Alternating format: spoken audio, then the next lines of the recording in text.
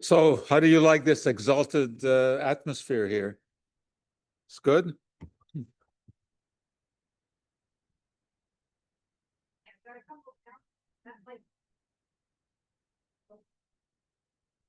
Hi, everyone. Just a few announcements before we start. Also, please turn off your cell phones for everyone. If you have a chair next to you, there are still people coming in, so give them a spot. So June 18th, I have an author visit. The author of The Mind Mappers will be here at 2 o'clock down in the auditorium. And then he will be interviewed by Julian Schur. And then after that, we have the seniors conference at 3 o'clock up here in the council chamber. And then June 25th, we've got You've Got to Read This. So your librarians will be down in the multipurpose room to tell you what you should be reading this summer. Those are all my announcements besides Happy Shavuot. And here is Dr. Joe Schwarcz with Science Demystified. You know the reason that we're up here, right? Is because they have the play going on downstairs. Go see it. It's really worthwhile. I mean, considering, of course, that it's community theater, I mean, don't expect Broadway. But it is really very, very good. And the girl who does Dorothy is 17 years old, and she's got a great voice. It's, this could be one of those things where years from now you'll say, I saw her when, but she's, really very, very good. Okay, I guess just wait a sec to let them get set up there.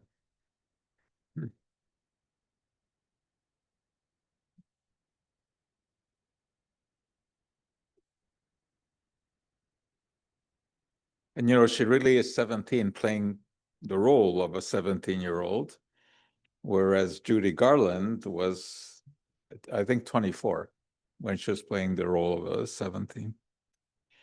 Okay, I can't. It's the mic. I mean, this is as close as I can be. Yeah.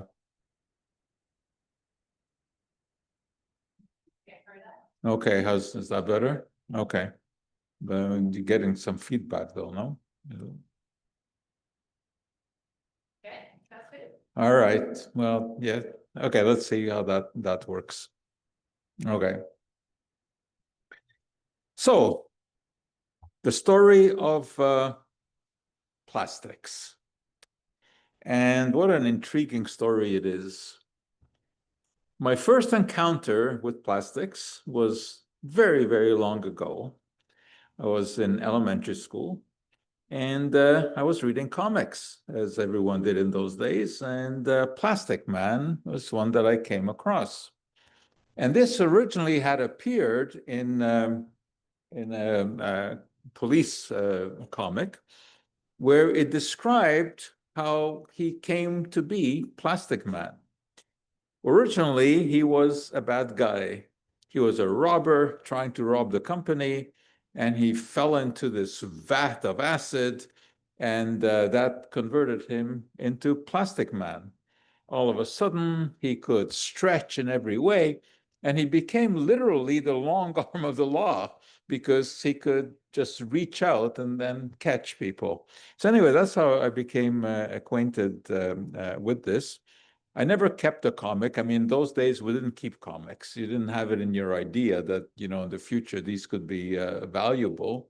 And of course, that original one, although I didn't have the original one, but that original 1941 Plastic Man comic goes for thousands of dollars. But in those days, I mean, we didn't have the idea that these were collectibles, or just like the hockey and the baseball cards. I mean, we actually played with them, you know, we didn't put them in plastic containers and keep them for all eternity. Anyway, the next time that I encountered plastics was at the New York World's Fair, 1964. Any of you were there? Yeah, oh, it was a wonderful event. It really was something. And by this time, I was kind of tuned into chemistry. So, of course, I went to visit the DuPont Pavilion. And as you can see, it was called The Wonderful World of Chemistry. That was the sign. Something that you don't see these days, because, you know, the chemistry has been associated with toxins and poisons, etc. Anyway, inside they had a show. They had an auditorium and a show, dancing molecules. And they danced and they sang and they talked about plastics. There's nothing to match the 1,000 things you do with plastics, nothing to beat their skill and versatility. That's why we can tell you we're all enthusiastic about the very significant, truly magnificent Happy Plastics family. And this was all sung and music. It was very good. And everything in the theater was fitted out in one of DuPont's new plastics. There was nylon carpeting, there were polyurethane cushions, there were acrylic curtains on the windows, and they sang about the benefits. Nobody had a single negative thought about plastics in those days because they were essentially life-changing. There was one interesting nuance, one product that they did promote and sing about that never made it really big. And that was shoes that were made out of plastic, Corfam. And these shoes were advertised as easy to clean. You could just wipe them with a wet cloth. They would last forever. Sounded great, right? But there was a marketing problem here, especially with women. Women did not want shoes that lasted forever, right? They wanted to change shoes with the seasons. So Corfam really didn't pan out, even though there was nothing wrong with the product. It's still around today, mostly used by the military, because it takes a spit shine very well. Literally, all you have to do is spit on it, wipe it with a cloth, and it shines. Well, at that time, on the other coast of the US, there was another interesting exhibit, and that was Monsanto's House of the Future. And this was before Monsanto had become the devil company. And they were producing all kinds of substances, including plastics. And when you ventured inside this house, which the house itself was made of plastic, but inside, everything was made of plastic. You had the plastic cupboards, you had the plastic flooring, everything. And of course, here too, people were totally amazed by these materials because they were easy to clean, they looked good, they were stylish, and plastics were flying high. And then in 1967, the movie The Graduate opened. And that was one of Dustin Hoffman's first films. And he played the role of Benjamin, who had just graduated from university and was thinking about what career to embark on. And his parents held this party for him, this graduation party. And at the party, he was collared by a family friend who dragged him over to the corner of the room. How many of you remember that movie? It's a great movie. You know, it's interesting. Here, I ask this question, almost all the hands go up, okay? I have a class. We have 700 students in the lecture room. I asked the same question. Maybe half a dozen. They live in a different era, in a different world. If it's not on TikTok, if it's not on Instagram, it doesn't matter. Movies that were made more than 2 years ago don't exist. They have no feel for history. They have, no feel for arts, in history. Anyway, so you will remember that he whispers into young Benjamin's ear, trying to, give him advice about the future, and he says plastics. Indeed, that was the future in those days. Plastics manufacturers were cropping up everywhere. People were into plastics, understandably, because they were superior to the materials that were around at that time. First of all, they were cheaper. They were cleaned very easily. And in those days, you didn't worry about throwing things away. I mean, this wasn't even a concept. I mean, you put them in the trash and no one ever thought about what happens to them. But boy, have things changed. Today, it is say no to plastics, right? People are trying to get away from plastics in every way. And there are some reasons for that, although this pendulum has swung over in the other direction way too much. But anyway, we will get back to that. But I think it is always important whenever you talk about sort of a temporary and controversial topic to look at history. Because if you don't know where you've been, you don't know where you're going.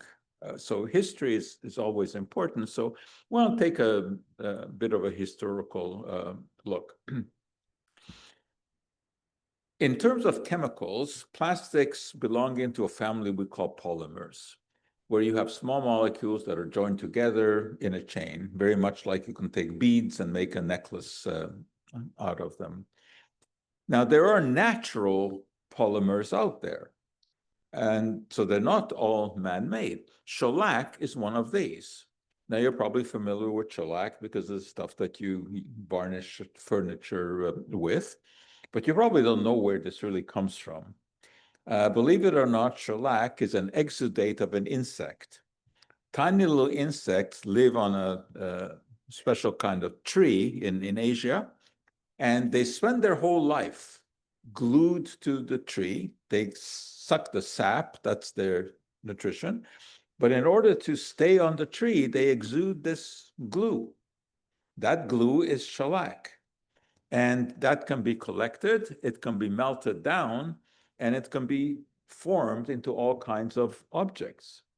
Believe it or not, the first records that were made of shellac. You remember records? Yes? These round things, we put them on a turkey.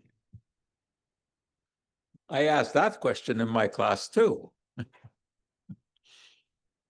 You think any of them have even heard music from a record? No. I mean, that is so far in the past. So anyway, shellac is a natural plastic.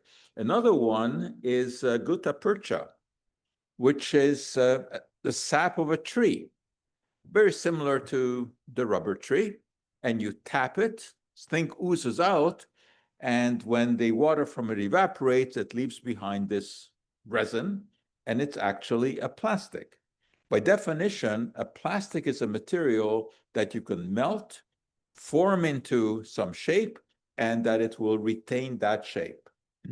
Gutta percha falls into that category. And one of the first items manufactured from gutta percha, believe it or not, were golf balls. And this was revolutionary because before that, golf balls were made of skin, of leather, stuffed with feathers. And sometimes the feathers, of course, would fall out when you hit the ball hard enough. And it was also very expensive. Gutta percha golf balls could be produced more cheaply, and that resulted in an increase in the number of people who were playing golf. There's not many uses of gutta percha today because it has been outstripped by better plastics, but there is one very significant use of gutta percha today, and some of you probably have had experience with it. It is used in root canals. When they clean out the root, just before they rob your wallet, they will insert gutta percha into the root before the cap is put on, because it's an extremely biocompatible molecule. You don't have any allergic reactions to it, and it will completely fill the root so that no bacteria can get in there. Well, very similar to gutta percha is natural rubber, which also is an exudate of the tree. And this too will harden once it dries out into a material that can be shaped. And the structure of this molecule was eventually altered to make it even better by Charles Goodyear. Goodyear was a very interesting character. He believed that God had created him to cure rubber, that is, to improve the qualities of rubber. The problem with rubber is that it's very heat sensitive. And when the temperature got high, the rubber would soften.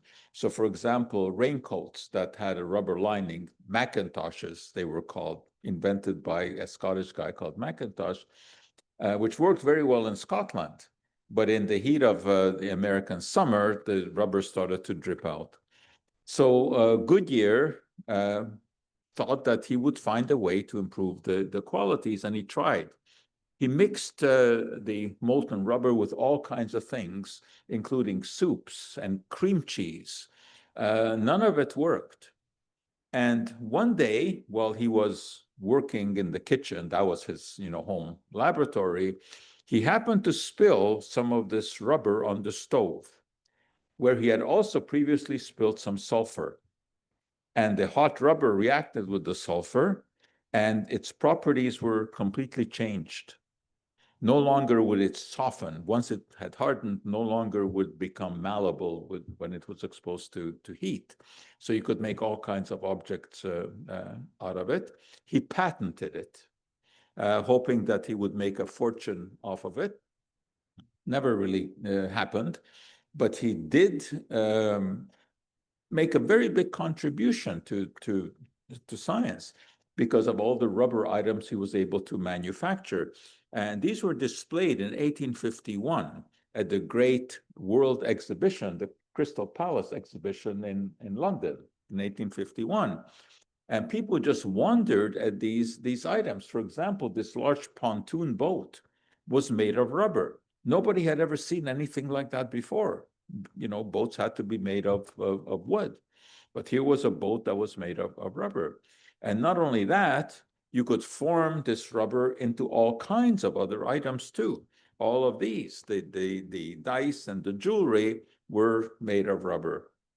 The term that Goodyear coined for this new kind of rubber was vulcanized rubber, taking the name for Vulcan, who was the Roman god of fire, because he had spilled the rubber and it mixed with the sulfur over the fire in his stove. One of the interesting items for us here in Canada that was made of vulcanized rubber way back in the late 1800s were the first hockey pucks. And today, that is still the case. Vulcanized rubber is used to make the pucks. And of course, in the old days, the sticks were made of wood. That has changed a great deal. The hockey puck has not changed. But the sticks now, of course, are made of a variety of polymers. They cost $180 each instead of the $1.25 wooden sticks that I played with. And when you see how these can bend, you see how the players can get off the unbelievable shots today, because the stick bends and then springs back And of course, you're basically launching rockets when they shoot these days. But the puck is made of the same material as it has always been, vulcanized rubber. Another place where such synthetic rubber takes an important role is in tires. This, as you can imagine, is a gigantic industry. And as you know, tires do not last very long. They get discarded. They get discarded by the billions a year. That's a tremendous burden on society because many of them get buried in landfills where they slowly break down and leach out chemicals into groundwater. But another real problem with tires is that they wear. I mean, the reason that we have so many discarded tires is because tires don't last more than, well, these days they will last a few years, right? But why don't they last longer? Because wherever the tire meets the road, you get abrasion, right? It's essentially a sandpaper effect. The pavement is rubbing against the tire, which means that you get flakes of rubber coming off. Where do they go? Well, they go into the air, eventually they settle on the ground, settle on agricultural fields, get back to you in your food. They go into the water, we drink the water. So you can imagine that with all of the tires out there spewing off these microscopic particles, we have an issue. So this makes up part of the microplastics and nanoplastics that are of great concern today that we'll get back to talking about.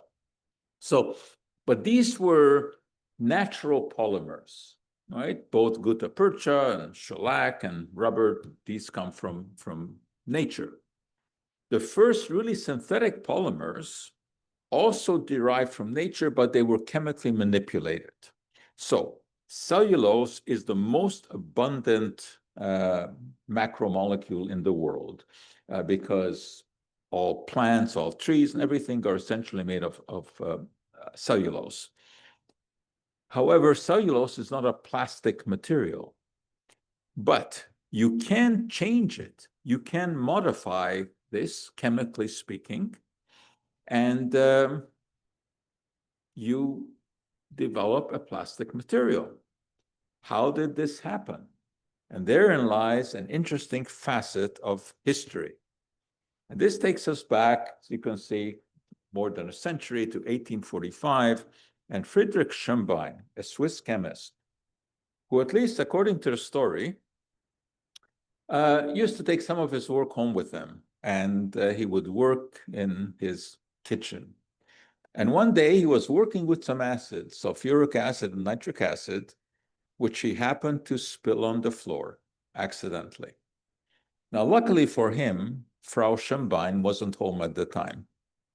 And he was concerned what would happen if she came home and saw this mess on the floor. So he decided he'd better clean it up. But with what? So he grabbed the first thing he could, which happened to be his wife's cotton apron, was hanging on the wall. And he took it and he wiped up this mess. And then he had a wet apron on his hands. What do? She wouldn't be happy to come home to this wet apron. So he hung it up in front of the fireplace to dry. And the next thing that he saw, that the apron burst into flame and disappeared without any smoke. He probably contemplated disappearing himself. And unlike most people who just thought, gee, you know, where do I go to get another apron? He knew that he had made a discovery. This thing just disappeared without a hint of smoke. Fascinating. Of course, it's one thing to see it in a picture. Want to see it in real life? Yeah, why not?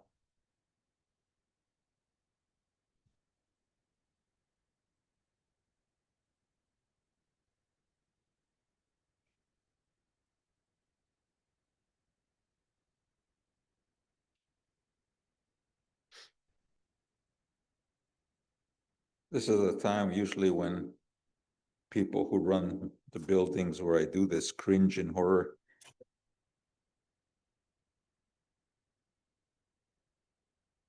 Okay.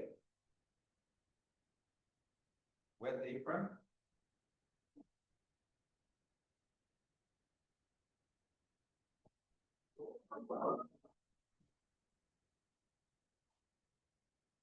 You want to see that again? I have never, ever had a no answer to that question. Never.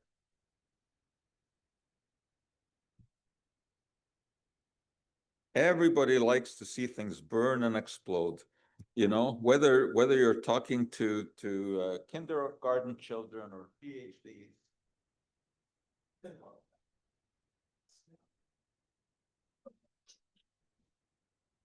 Now, what is impressive about that, beside the orange flame, is that you don't see any smoke, right?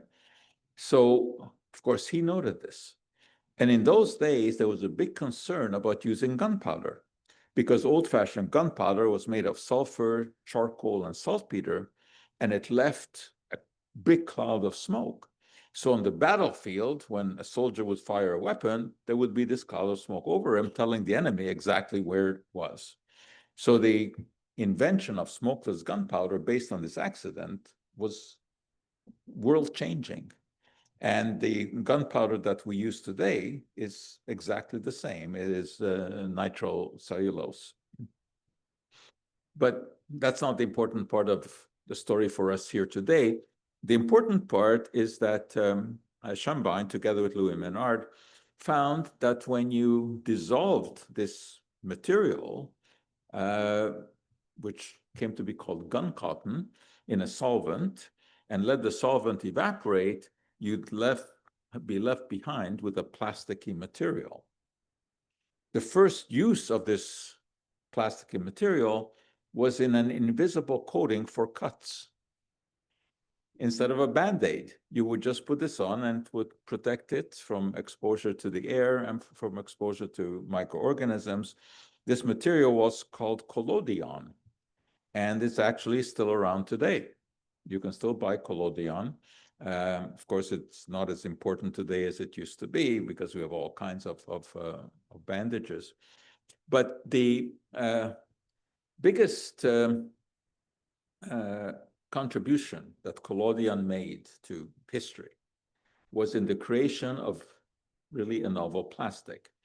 And this is traced to John Wesley Hyatt, an American inventor who had learned that a billiard company, the Colander Billiard Company, was offering a prize of $10,000 to anyone who could come up with a replacement for the billiard balls that were used at that time. The billiard balls at that time were made of ivory. And ivory, of course, comes from the tusks of elephants. And because of the demand for ivory, there was poaching of elephants, very unfortunately, and there was a shortage of ivory. So the company offered this $10,000 prize. And Hyatt thought that he wouldn't give this a go. And he knew about collodion, which was a plasticky material, but it was too soft. I mean, it couldn't be formed into a ball. So he experimented by adding all kinds of substances to it. And one day he added some camphor. Camphor is a material, again, that comes from a tree. And he mixed this together with the collodion, and he came up with a material that came to be called celluloid. Celluloid was the world's first synthetic plastic. Now, it was originally made from a natural occurring material because cellulose occurs in nature, but it took chemical manipulation to convert it into celluloid, so it really is regarded as a synthetic material. He did manage to make a billiard ball out of it, and the first one, or which is said to be the first one that he ever made, who knows, but anyway, it's in the Smithsonian Museum in Washington, in a place of honor, as it deserves to be. He never did collect the $10,000 prize, because the billiard balls, although they looked good and they worked as billiard balls, had a big drawback. And if you just recall what you saw, one of the big problems with nitrocellulose is flammability. So when people took to playing billiards with these balls, and if the balls would smash together with too great vigor, you'd get a spark and you'd get a bang, and sometimes it would even burst into flame. But it was the big bang that was the problem, because it sounded like someone was firing a gun. And so they were playing billiards, and all of a sudden everyone would be drawing their weapons, thinking that, you know, there was a problem with that.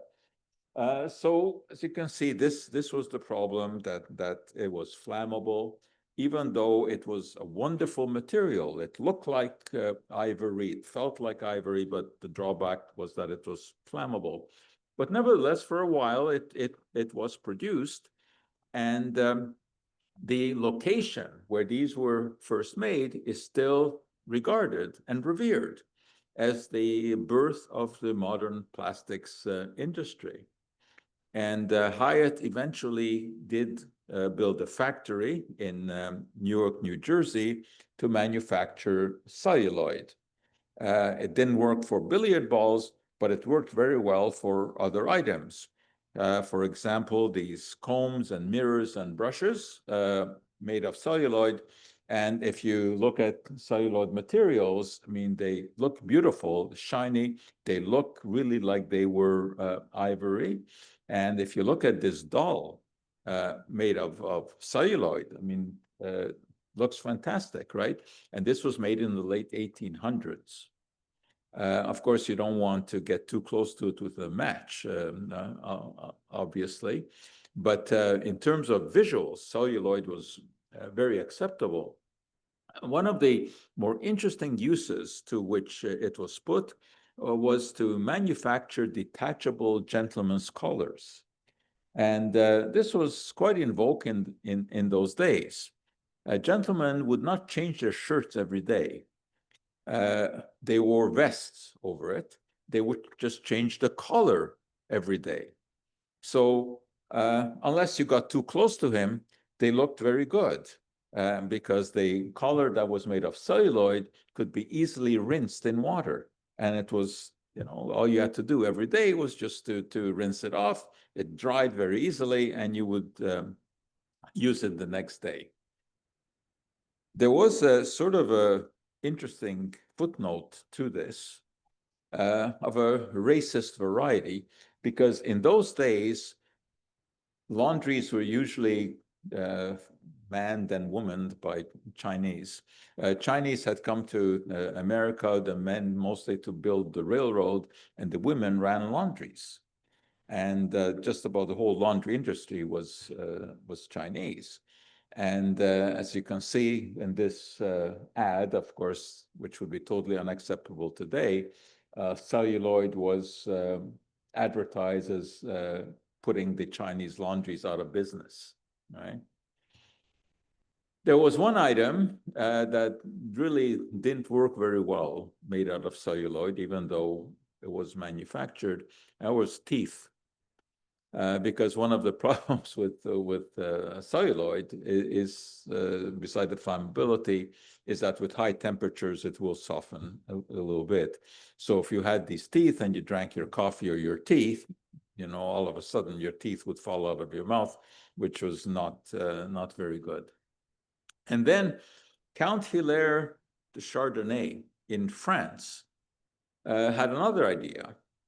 He had discovered that if you took celluloid and dissolved it in a solvent, like dissolved it in alcohol, you could push this solution through a shower head.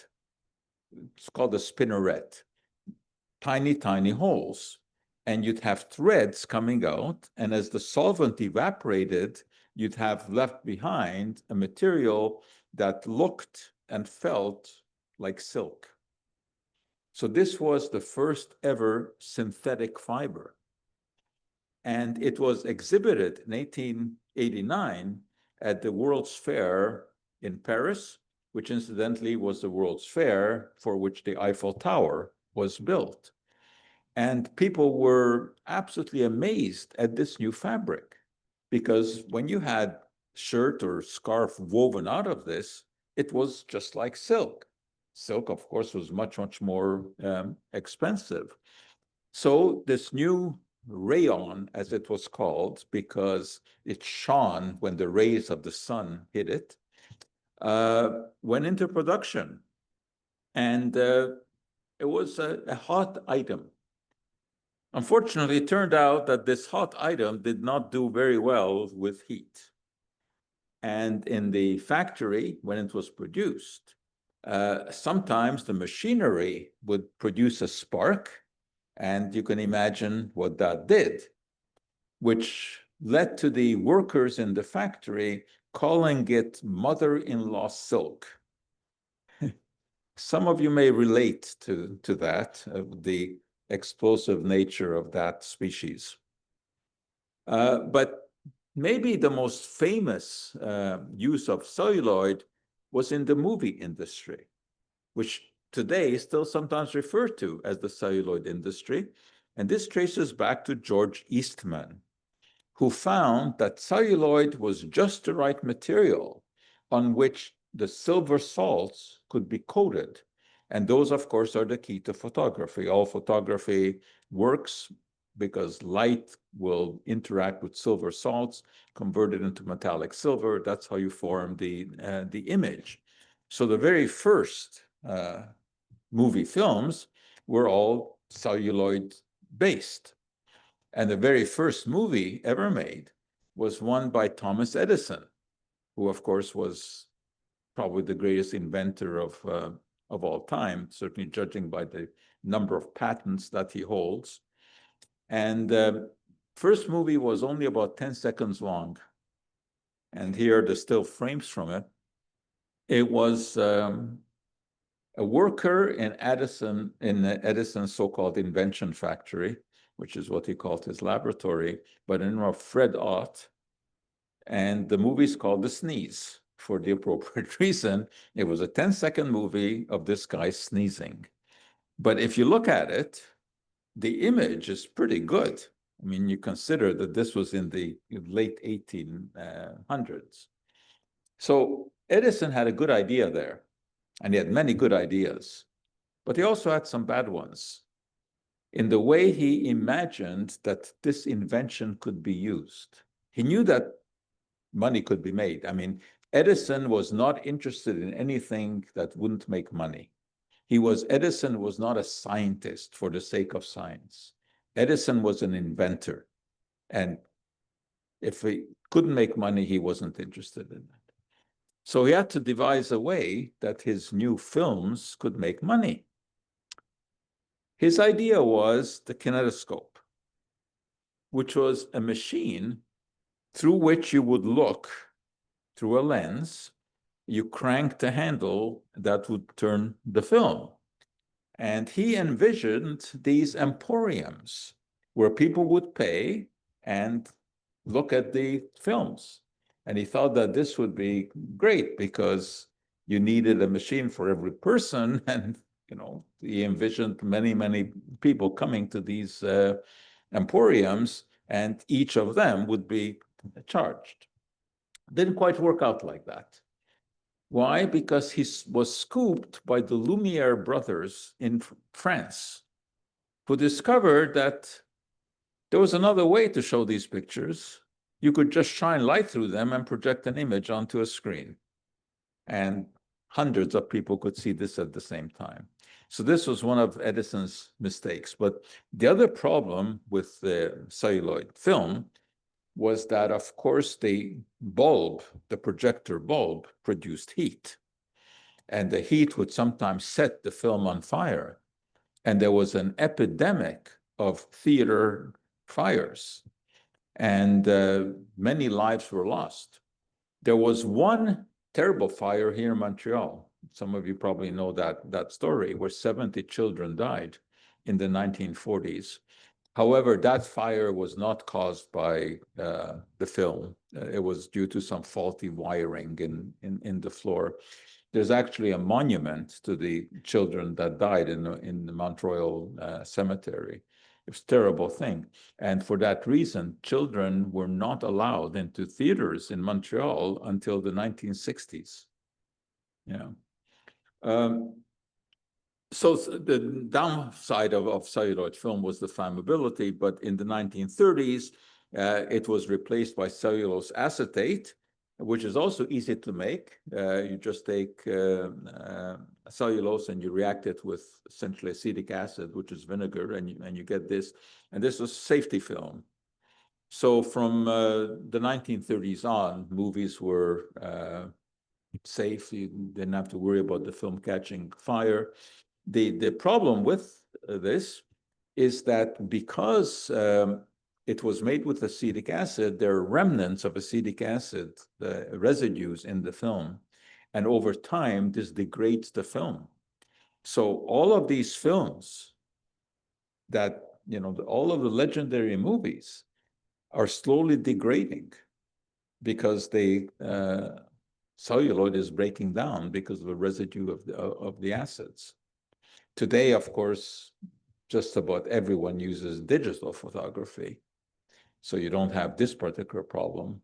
But nobody really knows, the longevity of the digital feature either. Anyway, today, celluloid is mostly a relic of the past, except for one use, where with all of the ingenuity that has gone into plastics, no one has been able to find a replacement, and that is the ping pong ball. It is still the only material that is made of celluloid, but as you can imagine, it's flammable. Of course, I made the mistake of telling that story in class, so you can imagine what they do.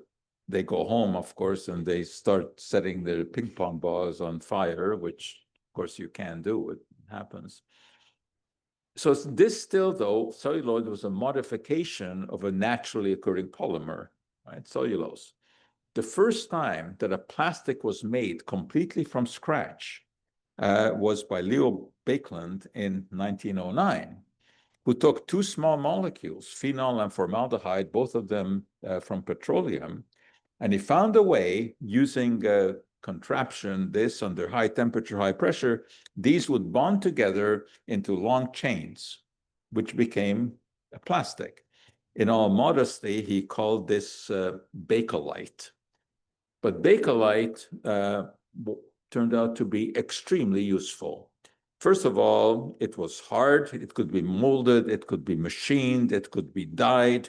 It could be made, as you can see, into jewelry and all kinds of things.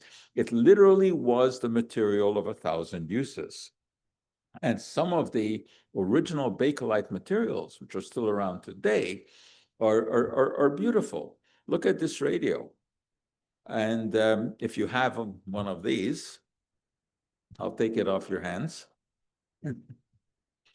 These have become really collectible items. Some of them fetch unbelievable amount of money. The brown ones and the black ones, not as much, but the ones that are colored like this, yellow, red, etc., depending on the how good they look, $10,000-$20,000 is what these go for. And then you'll remember the old-fashioned Bakelite telephones. And those were sturdy. If you took that and you hurled it at someone, they felt it. Not like today, you take your flimsy iPhone and you throw it at someone, it basically bounces off of them. Anyway, to show you how important Bakelite became, Bakeland even made it onto Time magazine on the cover page. You have to be pretty big to do that. And he was also able to make billiard balls. And these did not burst into flame. They did not explode. And we still use them today. There are all kinds of plastic today for billiard balls, but Bakelite is still used. And the very first television sets were made of Bakelite as well. The screen was somewhat smaller than what we have today. And then in the 1930s, perhaps the most important polymer discovery was made, nylon. This again was a totally synthetic material where you took two substances, both derived from petroleum, that could be joined together. Wallace Carruthers was the inventor of this. And since that time, of course, this has become a staple. We make all kinds of things out of nylon, everything from ropes to parachutes to balloons. It is an extremely useful material. So today we live in a world that is dominated by plastics. Everywhere you look, there are plastics. Every electronic has numerous different kinds of plastics in it. You look around your kitchen, look around your bathroom, you see plastic everywhere. But today, people are saying no to plastics, right? And you go on the internet, you see all of these sites where tell you that these are horrible materials and we have to get away from using them. Well, if you get away from using plastics, you better give up your car because most of it is made of plastic. And you can forget about traveling in airplanes. Today's airplanes could not exist. In any kind of flying machine, you, of course, are always battling gravity. And the main feature of battling gravity is to make the thing as light as possible. Plastics are extremely light. You could not make an airplane totally out of metal. So without plastics, no airplanes. Without plastics, we would never have had space travel. Spacesuits, of course, have to be totally impervious and have to withstand pressures, etc. We would have never made it to the moon. The flag that you see in pictures on the moon, that, of course, is made of plastic. You see the gold fabric on the lunar lander there, that's mylar, that's a type of polyester. We would never be able to play the sports that we play today without plastics. Every single item that you see here is made of plastic. If you take your grandkids to the park to play, they'll be sliding on plastic, they'll be climbing on plastics, and you'll be looking at them through plastic because eyeglasses are made of plastic. Cellulose acetate is the main material of which frames are made, and the lenses themselves are made of plastic. Why do they cost hundreds of dollars when they cost about $2 to make? Because they can get it. It's as simple as that. People need glasses, so they will pay whatever it takes. This is probably the biggest margin item that you ever see in terms of what you pay for it and what it actually costs to produce.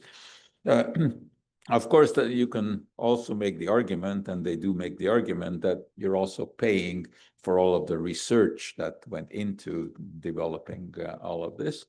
But if you don't like glasses, you may try contact lenses. Those, of course, are made of plastic. And when you go shopping these days, you go into the pharmacy, everything is in bottles that are made of plastic.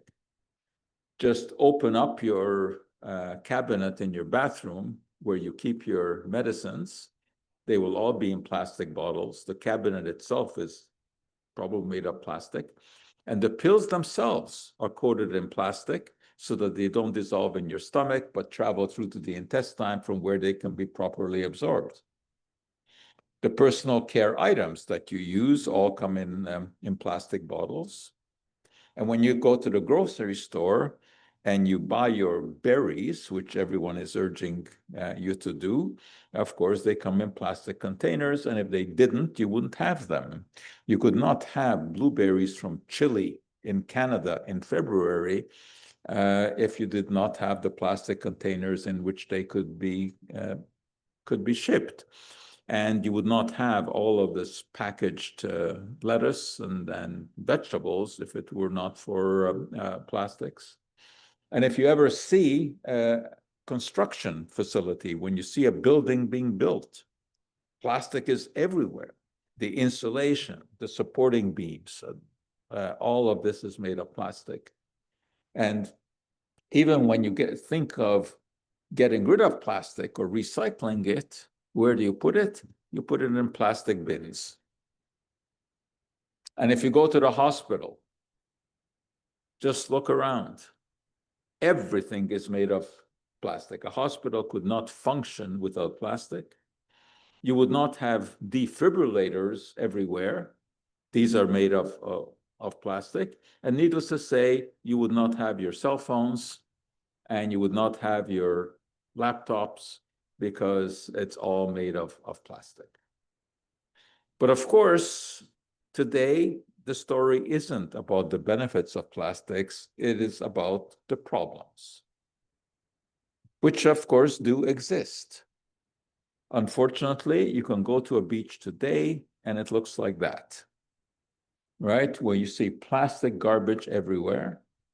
Because one of the problems or one of the properties of plastics is that they don't easily break down. They last a very long time.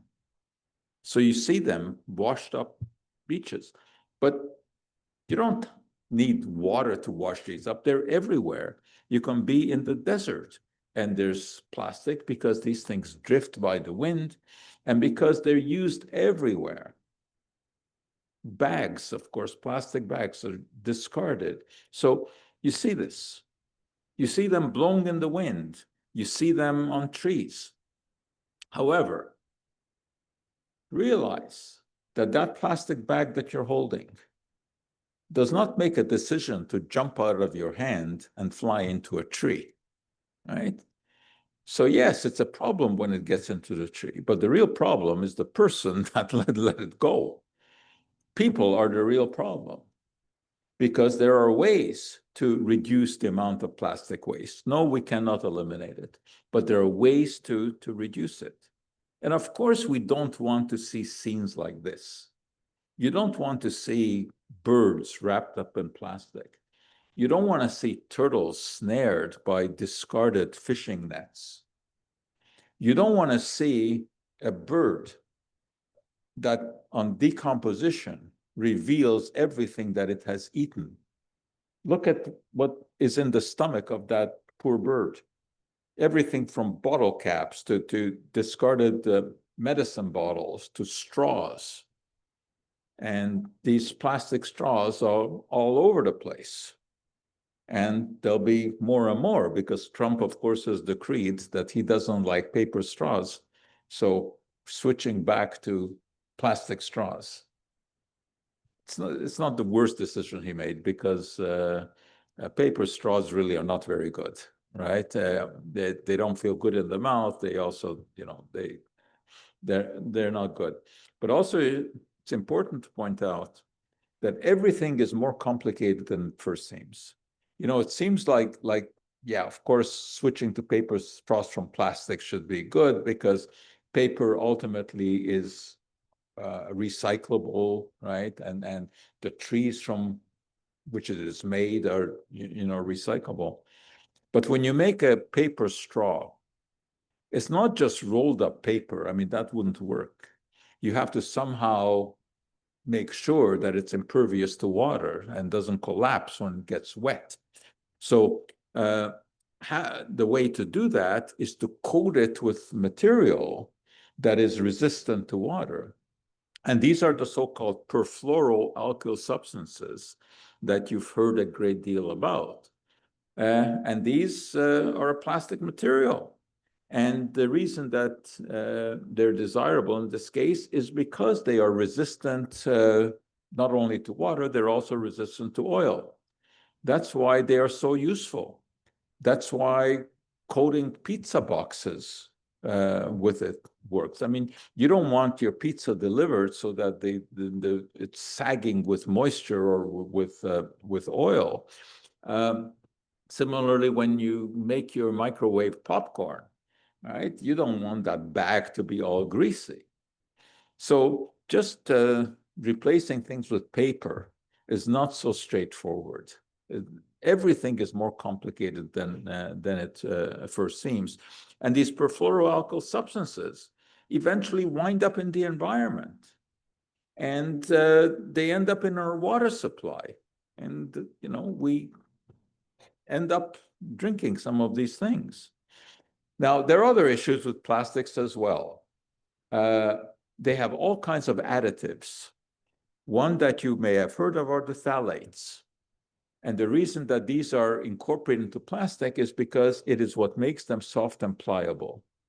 So, for example, polyvinyl chloride, PVC, one of the most widely used plastics, is a hard material. This is what was used to make records subsequent to shellac. The more modern records were made of polyvinyl chloride. And of course, that's a hard material. But these duckies are also made of polyvinyl chloride. So how can two things be made of the same material and one is hard and the other is soft? And the reason is that you can add internal lubricants. These are the phthalates. These are the softening agents. And that's what makes the polyvinyl chloride soft. But as you know, there's a movement to get these out of the environment as well, because they do have some potential negative effects. And that's why, there are alternate ways of making it today. But what are these problems? For example, studies show that when you feed these phthalates to rodents, the so-called anogenital distance decreases. Now, you might think this is of no consequence. Who cares what is the distance between the anus and the genitals of a rat? Well, it turns out that that distance is actually hormonally governed. And these phthalates have hormone-like properties. And if they can do that to rats, they may do something to humans as well. And there's concern because anytime that you draw blood from people and you test it, you find these chemicals, along with hundreds and hundreds of others. I mean, we are just a large bag of chemicals. And papers are written every day. There are new publications about some of the issues that arise. Of course, there were stories about the baby bottles, right, with a chemical called bisphenol A leaching out of this. And how does this happen?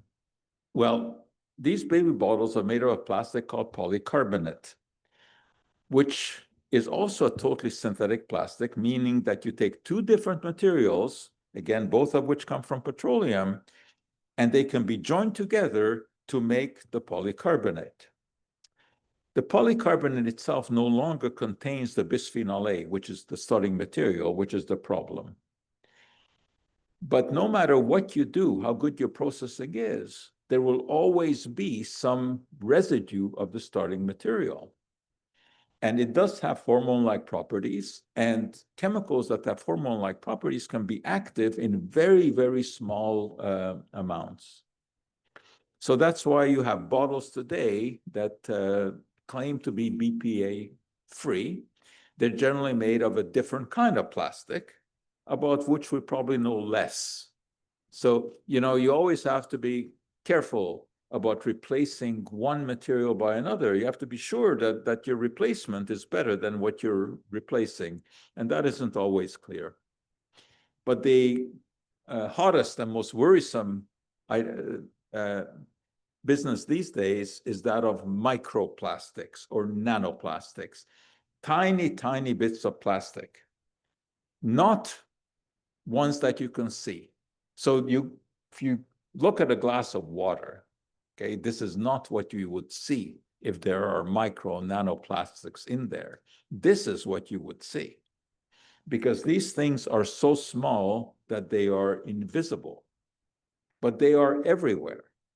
I mean, if you think of your bottled water, inside, the water is constantly jostling around, rubbing against the plastic. And tiny, tiny bits of plastic will come off and they go into the water. And this is what, we call microplastics, or if they're even smaller, they're called nanoplastics. And it turns out that they're found in tissues. For example, they're found in deposits in coronary arteries. They're found in tumors and colon cancer. Now, of course, it doesn't mean that they are causing it. This is, again, something that is very important to point out. just because something is present doesn't mean that it's doing harm. Those are two completely different questions. It may be that these microplastics in our body are just sort of innocent bystanders, right? And they're not doing anything. But they're not doing us good. I think we can count on that. So yes, there should be a movement to try to reduce plastics where you can. And there are some. For example, you can replace the plastic shopping bags with canvas. And if you use those a couple of hundred times, then you're okay. Right? If you use them less, no, then the environmental price is actually greater, because the cotton that is used to make those bags has to be grown. It needs fertilizers, needs pesticides, etc. So you have to use one of these a long time to reduce its carbon footprint. So if you're committed to using these bags, of course, you should. There are reusable alternatives, but they almost all come with a but. If you think that replacing the plastic spoon with a wooden spoon that you can now get made of very thin wood, it actually turns out that the plastic is more environmentally friendly. It is more processing involved. It has a greater footprint, the wood. So, issues are always more complicated than it first seems. Really, the answer to that is not to replace the plastic with some other disposable material. It is to use substances that aren't discarded. You can go around having a metal spoon in your purse to use whenever needed. There are solutions to that. Now, there are some real no's. I think, it's a bad idea to microwave in plastic, because the heat actually encourages the breakdown of the plastic. Now, whether or not this has any health consequence, again, impossible to know. You can't, because you can't do the requisite study. You can't take two groups of people, one of whom always microwaves food and the other never does, and follow them for decades to see what happens. Of course, you cannot do that. But I think, just to be on the safe side, it's a good idea in the microwave to always use glass or ceramics. But of course, what is really important is not to just discard plastics, especially these bottles. These are ultimately recyclable. The bottles are the easiest thing to recycle, and you recycle them into usable things. You can recycle them into fabrics, into clothing. But of course, the best way to cut down on that problem is not to use those plastic bottles in the first place. The bottled water business is one of the biggest scams that has ever been perpetrated. There's nothing wrong with tap water. You do not have to go around buying bottled water for absolutely outrageous amounts. It's ridiculous. Now, in terms of recycling, yes, whenever possible, it should be recycled. It's just not happening. We have the statistics on that even of the recyclable materials that are collected, only, as you can see, a small fraction actually ends up being recycled. This depends on many different things. It depends on where the recycling facility is. For example, things like polystyrene, the foam containers. In theory, they're all recyclable. The technology exists. But if the recycling plant is too far away, the trucks that you're using to transport this, and you make the calculation of the gasoline that they burn and this CO2 contribution, it doesn't pay to do it. So very complicated business. People tell us that we have to try to live without plastics. This is a ridiculous and naive way to look at it. It cannot be done. Plastics are way too important. But we do have to look at the risks and benefits. And there are some uses where, we can cut down. There are some that we can't. And the fact is that there are no good or bad chemicals. And this, of course, includes plastics. It's all a question of how we use them. All right, so imagine that we might have a few burning questions about this, so we can try to handle them. Yeah.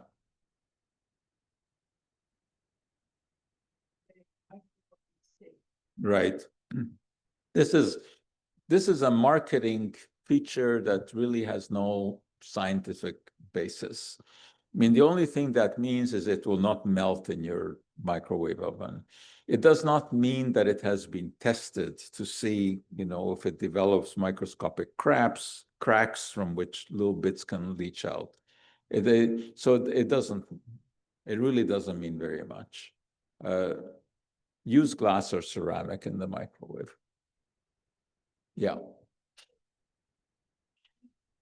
Yes, there is. There is a point to Brita filter.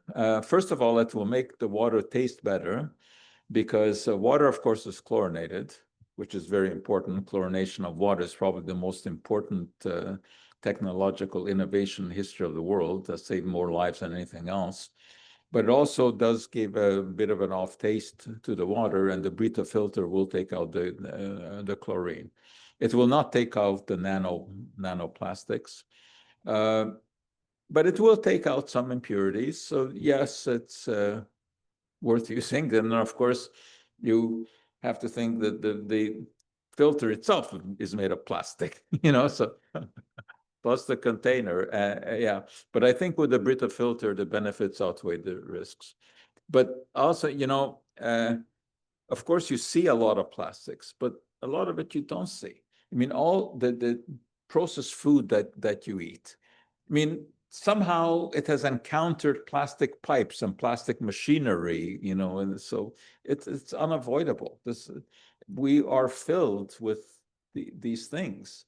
But of course, you also have to keep in mind that we don't see people dying in the streets, right? The average life expectancy is getting longer every year. So we're not doing everything wrong.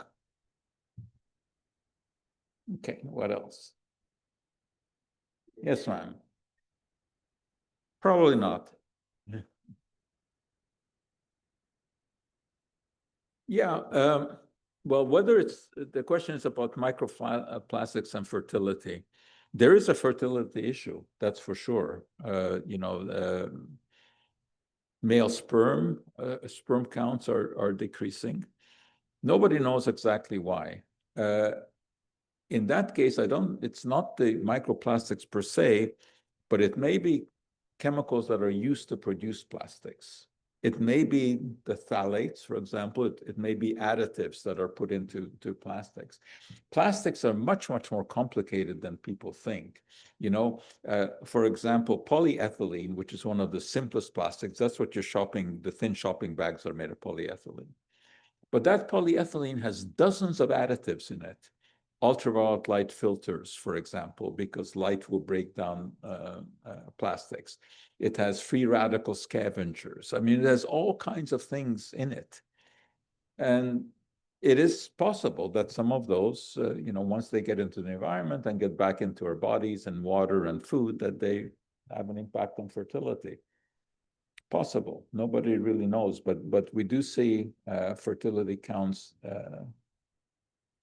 decreasing. Yeah. Yeah.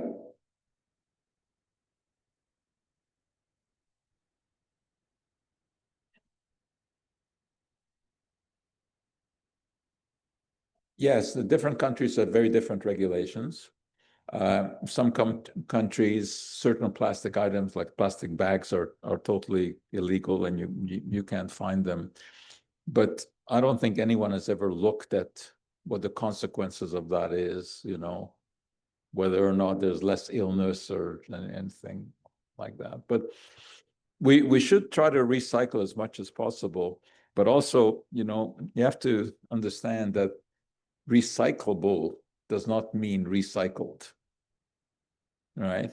It just means that it is possible to recycle. The technology exists. But, as I showed you, much of the stuff that is collected, recyclable stuff, actually still ends up in landfills. And one of the biggest problems is separating. I mean, there are so many different kinds of plastics. And yes, individually, many of them can be recycled. There are many that can't because there's so many layers. For example, your potato chip bag, right? You know how many layers, different layers of plastic there are in there? About 7 or 8 different, for different reasons. To keep out air, to keep out moisture, make it flexible, etc. Not recyclable. So just because you have something printed, on the package saying that it's recyclable, doesn't mean that it's actually going to end up being recycled. It depends on where it is being collected, how far the recycling facilities are, how it is being sorted. Sorting is a gigantic problem because of all the different kinds of plastics. Much of it is done, believe it or not, by hand and eye, human and when the recycling truck comes, it dumps everything, it goes onto a conveyor belt, and there are these people who spend 8 hours a day standing there, literally recognizing and picking out this is not something that can be done in the long run. So there are technologies whereby plastics, depending on their density, will either float in water or sink. So, there are separating technologies, but it's a very, very complicated business. And there's no plastic. Yes, well, matter cannot be created and cannot be destroyed. So yes, when I do this, which you want to see again, of course. Okay. It looks like it disappears, but it doesn't really disappear. Every single atom that made up that paper still exists. What has happened? It changed into carbon dioxide and water vapor. Still there in the environment. So when you talk about things like biodegradable, right? I mean, that's the idea. It disappears, okay? Well, yes, there are biodegradable plastics. So the plastic will break down. But the question is, break down into what? Okay? And often one of the products that it breaks down into is carbon dioxide. And then, of course, we have the problem with carbon dioxide, the greenhouse effect. So there are some biodegradable items where it works, where it's worthwhile to do that, and somewhere it's not. Yeah.